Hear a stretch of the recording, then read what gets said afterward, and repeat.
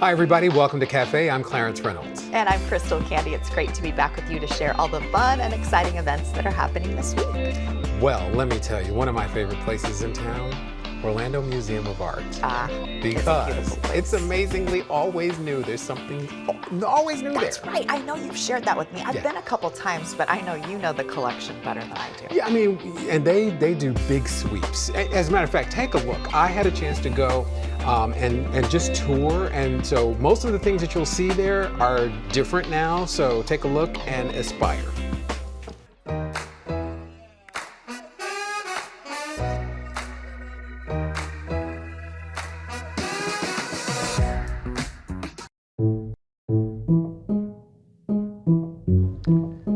It seems like every time I come here, there's something new, but there are some permanent exhibitions here. Yeah, so we do have traveling exhibitions throughout the year, but we're really proud of our permanent collection that features contemporary art, traditional style paintings, those types of things. We also have a great contemporary graphics exhibition that's on view all the time. Famous prints from artists like Andy Warhol and Lichtenstein, so really famous artists that people know. We also have a great abstract exhibition that features some sculpture and kind of more creative outside the box works. And then we also have a collection of artifacts from the ancient Americas that's on view. So there's really something for everybody at the museum. When you say something for everybody, I always think about like young artists, and I mean really young, like summer camps and things like that. Yeah, so throughout the year we offer a lot of great programs for art lovers of all ages. We do our summer camps, winter art camp, and a spring art camp that's available for kids. We also have our annual big events, our fundraisers with Council of 101, Art in Bloom, and then also the Festival of Trees around the holidays, which are great fun for the entire family. All right, and the thing I know you know I'm going to ask about, and that is the gift shop. Yes, oh my gosh, our shop is my favorite. We have free parking, open every day that the museum's open, Tuesday through Sunday. Great collection of just unique gifts, and again, just something for everybody on your list. Best gift shop ever. No, I'm kidding. So what else can people expect when they come here? If they've never been here, what other things would you say? I'd say what we offer is a really unique experience. You know, it's not too much, it's not overwhelming. There's just enough to kind of feed that artistic side of everybody, and it's really approachable and just easy to appreciate what we have here. Maureen, thank you so much. Make sure that you take advantage of the Orlando Museum of Art because it makes living in Orlando one of the best things ever.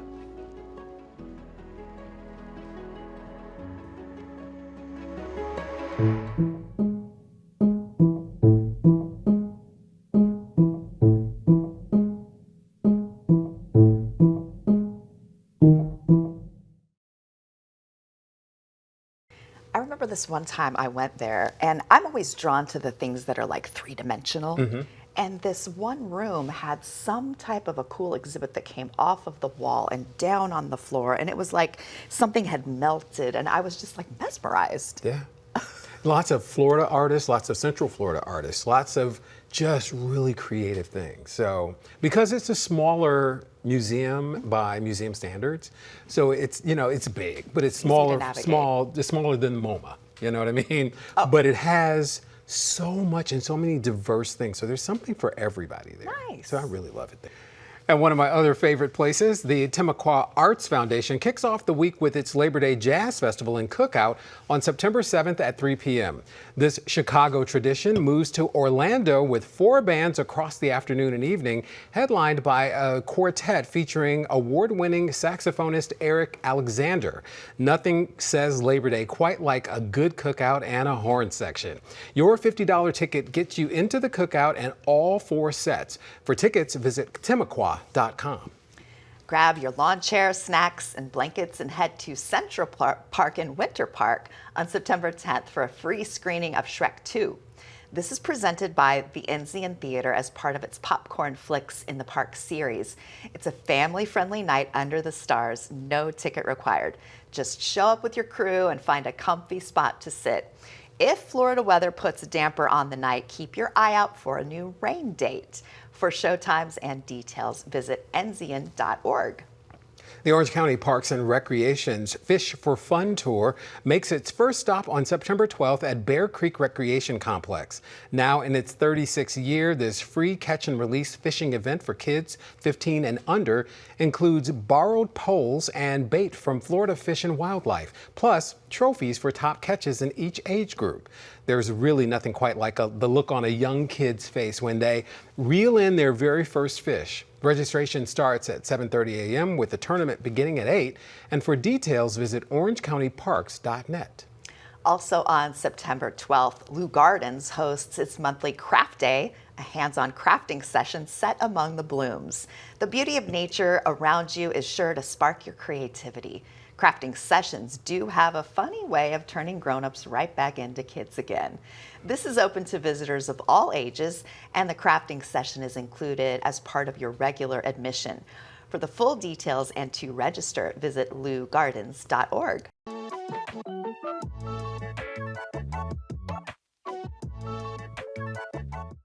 Orange County Parks and Recreation always has so much going on, so to tell us all about it is the woman, we call her Wonder Woman sometimes, Mandy Kimmer, the Public Information Thank you, Officer for Crystal. Orange County Parks and Rec. We can start with have the a lot. beginning of the month and kind of go on because it's all about fishing, but we're talking about seniors fishing for We're going to fun. talk about the seniors first. So we've been doing this Senior Fish for Fun program for a little more than a year at Renaissance Senior Center. And people can bring their own fishing gear. This is freshwater fishing out of a little pond. I do understand people are concerned because we get these emails about Barnett's Pond as well, that with the heat, the water levels have gone down, but maybe it's been raining enough. So they're still going, they keep trying. I think people still caught fish last month. It's the third Tuesday of every month. It's a free event. Any senior 55 and older can come participate, bring their own fishing gear. Fish and Wildlife does bring some bait and some other fishing poles Okay. if people need to borrow it. But And listen, it's a pretty cool thing. So it's obviously- social time for seniors. I was just about to say, obviously you want to catch a fish, but if there's people there to chat with, get you out of the house, be out in nature. Right, and we understand the heat's an issue, so it does start at 8:30 and it will run as late as 11:30 in the morning. I think the heat's maybe doable. Yes. Maybe not after that. Gotcha. No Okay, later in the so- day than that. So we've got the Senior Fish for Fun, and then we're talking about Big Band. Tell me about Big the band crew. dance. So for pretty close to 2 years now, we've been having the crew do a dance every last Saturday of the month. They are a big band. I'm an old band geek myself. I just love the idea that they are still, these are some older band guys getting together and playing. But anybody 18 and older can sign up online to register for this and pay online and come out and have a great time from 6 to 9 on the last Saturday of the month. Something about listening to that big band sound takes you Yes. back in time, but it's Yes. so joyful and exuberant, that music. It is. I haven't been there when they've been doing this, but I understand there's some people who are really great dancers who get out there and just Cut a spin rug. around the floor. That's not my thing. I think I have 2 left feet. So I love it. I'd rather be in the band. I'm not right now, but What did you play? flute and piano. I played piano when I was I a kid love too. it. So if you enjoy So- music, if you enjoy the big band or yeah. dancing, Yeah, you've it's got only the crew. $20 per person. So you sign up online. You're going to have to make an account with Parks, and then once you've got that account in there, then you can just go into other programs if you have to pay for something. And assuming we've put it online, as we're kind of progressing through that right now, then you'll just have your account and pay and show up. So that's a one-stop shop. So that's good. Yes. You don't have to download an app and make a bunch of No. passwords, etc. No, just one. Okay, so I also am hearing about this Hobbit run, and I'm just envisioning people dressed up like Lord of the Rings. Very good. I didn't know too much about The Hobbit before this all started, so I've had to do some research. Yes, it's tied with Lord of the Rings. We're doing this as our second fundraiser for United Way this year. We did the Moss Isley 5K that was a Star Wars themed event a couple months ago on May the 4th, be with you. Of course.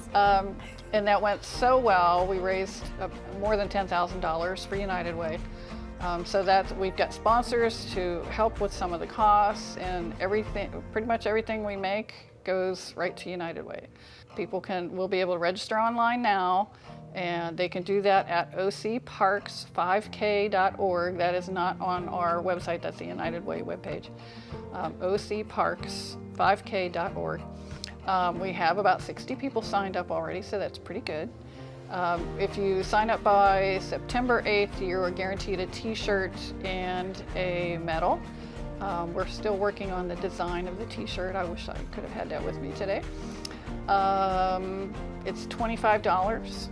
And again, all that will go to United Way as one of our fundraisers this year. Are people encouraged to dress up? Because They I sure know can. people love to dress up. They sure can. Oh, we'll be happy with that. We're going to try to do a photo booth like we did with the Moss Isley 5K Fun. and try to get some things in there to do some great pictures Check as well. out that website about the Hobbit 4K. Yes, my apologies for not knowing everything about The Hobbit yet. You know what? I'm learning. Every day we learn new things. I do. I just love it. So fishing again, but this Uh-huh. is for the youth. Let's talk about this program. Okay, Fish for Fun. This is going to be our 36th year. Possibly the oldest fishing tournament for kids in the state of Florida, according to Fish and Wildlife. Nobody's ever put that on paper for me, so I don't believe it until I've got it in writing, but we're pretty sure. So we do Fish for Fun for kids 15 and younger. And families can join in, but the kids are the only ones who are really part of the tournament, and it's really the most caught. So they catch a fish, they run over, they get it written down on a list, and then they go back and they go fishing some more, throw that fish in. So this is a catch and release program. We're not letting people take them home. We do it on, and I have to look at my cheat sheet here, Saturday, September 12th at Bear Creek. That's a pond. We usually restock that about a week before we do this tournament. Saturday, September 19th at Barnett Park, right behind the building I work in. Again, a very large pond. We usually restock. Saturday, September 26th in Blanchard Park, which is the Little Econ River. So to me, the best pictures I ever take of this tournament are all these families lined up along the shore of the Little Econ, and it's beautiful and shady in most areas. Oh, you And said the magic word. Families having Shade. a nice time. That is where registration is only that day. You don't have to do it online. It's a free tournament. Kids register when they get there with their parents. Then they take their families to the shore, pick a spot, and start fishing at 8 o'clock. That's for awesome. till about 10. And then we shut it off and count up and give out trophies. That's so much It's fun. very cool. And the funny thing Just is, I love it. remember my little boys fishing, and then when they would catch it, it's exciting. But then they're like, "What do I do now?" Do you have people there to help? Well, like, don't ask me to take it off though. Yeah, I have boys too. Same thing. I was like, nope, sorry, I don't do that part. I'll put the worm on, but I don't want to take the fish off. So Fish and Wildlife can help All with right, that. Some of awesome. our volunteers. So then, tell us about the last thing that we've got Okay. going on. Oh, so many Ooh. activities, I have to right? pull this one up so I can look at it. This is our fall movies in the park. I would like to point out that we got a national award from the National Association of County Park Professionals, I think it is, it's NACPRO, for our movies last year. We had we had around 2,500 people total come out to all the movies we had. So we thought that was a really pretty good turnout. So our fall lineup is set again for this year. We do 2 movies each month, two in October, 2 in November, at 4 different locations. So the way that works is Friday night one movie is at one place, and then Saturday night same movies at another park. Okay. So, and then the next week it's a new movie and then another park. And These then look like they're all family-friendly they're movies, all too. family friendly. They're all pretty much PG rated fun things. We've got Hoppers, Super Mario Galaxy movie, Illuminations, Minions, and Monsters, Lilo and Stitch from Disney. I love that one. And Toy Story 5. I haven't seen Toy Story haven't, so I think I'm going to have to take my chair. Get your chair. I own 1 to 4 in my personal video collection. So, and then Plus the movies that we do in December, which include Toy Story. We usually have Bislow Park does a Christmas event around that as well. So thank you so much for being here to My share pleasure. everything that's Good to going see you. on. It's been a while. I know, with Orange County Parks and Recreation. Listen, every time right. you come here, it's just like coming home again. Oh, I'm very comfortable with it. But definitely check out the website, which is orangecountyparks.net, and then go to the events page, right? Yes, go to our events page. There's a little blue button on pretty much every page up at the top that says events. All right. Mandy Kimmer, thank you so much for being here. Thanks, Crystal. The city of Castleberry celebrates Hispanic Heritage Month on September 12th with its Latin Jazz and Art Festival at Lake Concord Park. This free evening blends live Latin jazz with a showcase of local and visiting Latin visual artists, plus food trucks and vendors rounding out the celebration. Get there early because the good spots on the lawn have a way of filling up very fast. For the full lineup, visit castleberry.org. Skywatchers, the Orlando Science Center invites you to look up safely on September 12th for Solar Saturday. Weather permitting, guests can view the sun through the specialized telescopes at the Crosby Observatory, which has Florida's largest publicly accessible refractor telescope. Science Center staff will be on hand to share fun facts and answer all of your questions. It's about the safest way we know to stare directly at our nearest star, the sun. Solar Saturday is included with general admission. For times, visit osc.org. And on September 13th, the Alban Palachuk Museum and Sculpture Gardens honors the legacy of its namesake, Czech-American sculptor Alban Palachuk, with Czech Heritage Day. It's a great opportunity to wander those lakeside sculpture gardens on a September afternoon. The specific programming for this year's celebration was still being finalized at press time, so check the museum's website for a full schedule of activities before you go. Visit palachuk.org for details. You know, I always think about fun activities on Labor Day and going outside and sitting amongst the stars. Like, what a great way to spend the night. It really is. The evening. So many opportunities. You can just do that here in Central Florida. You know how people say touch grass? I mean, Yes. this is what we're talking about. Yes, yes. Take off your shoes too, because your feet should touch grass. It's love good for that. your health. It actually is. It's Yes. very grounding. Yes, it's good for your health. We give you all kinds of tips here. This is what we're here Yes. for, okay? Yes, you get a little bit of everything. That wraps up this week of events. If you have one you'd like to share with us for next month, send us an email at cafe@ocfl.net. I'm Crystal Candy. And I'm Clarence Reynolds. Remember to join us next week to see what's new and exciting in your community, and have a great week. And remember, even a tiny step forward is still progress.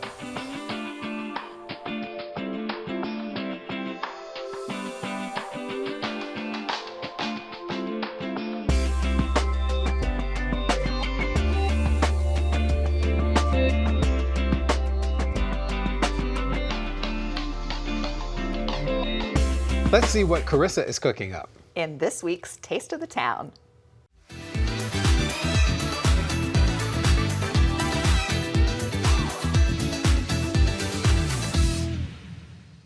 Hello and welcome to Taste the Town. I'm Carissa Clark.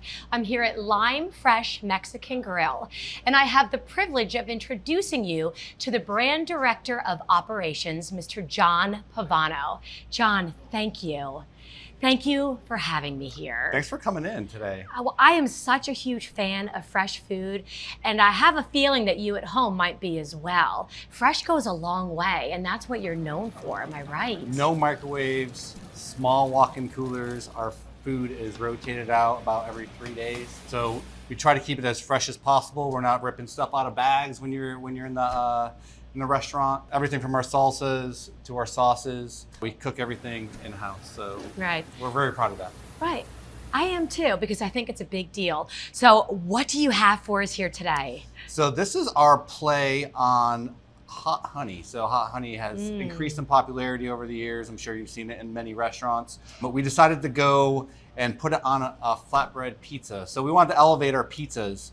You've probably seen Mexican pizzas in other restaurants, but we elevate it a little bit. We're using a non-flatbread here instead of using a typical tortilla that you would see in other restaurants. And we're gonna take our fresh Roja salsa, not too spicy, is my favorite.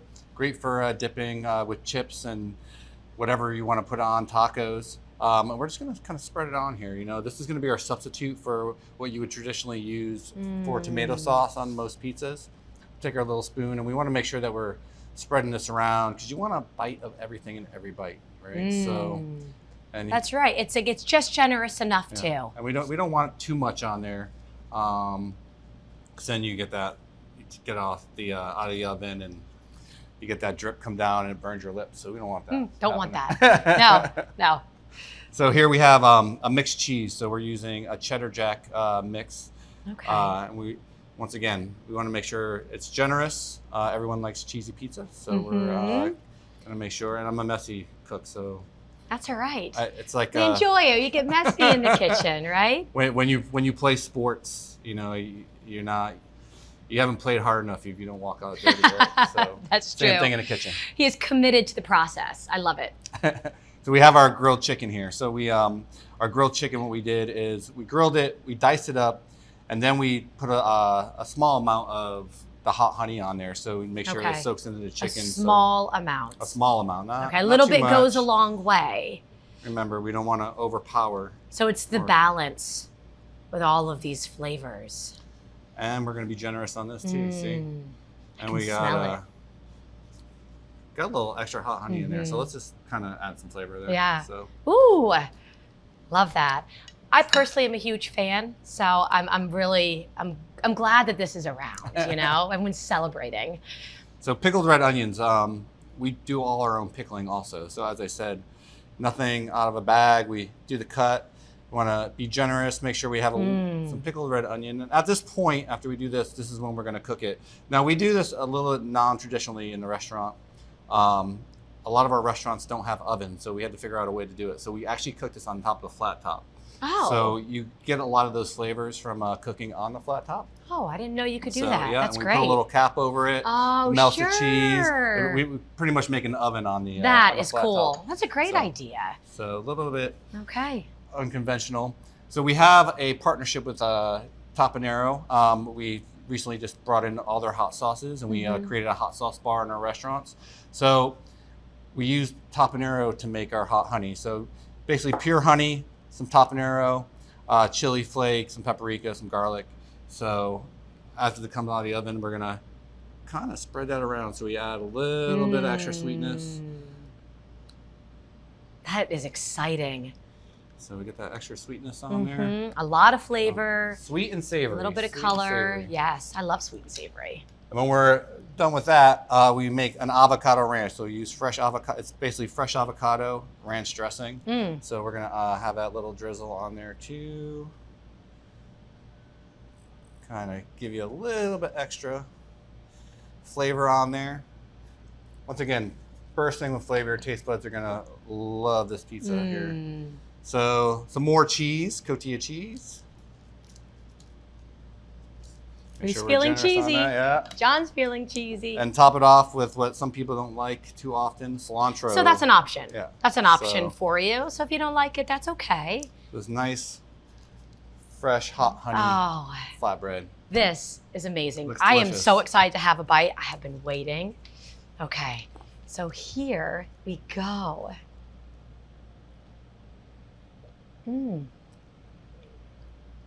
So good. John, that's so good. Delicious. Thank you, John. Please go to our website for more information. I invite you to come here to Lime Fresh Mexican Grill for your taste of the town. Until then, I'll see you around town.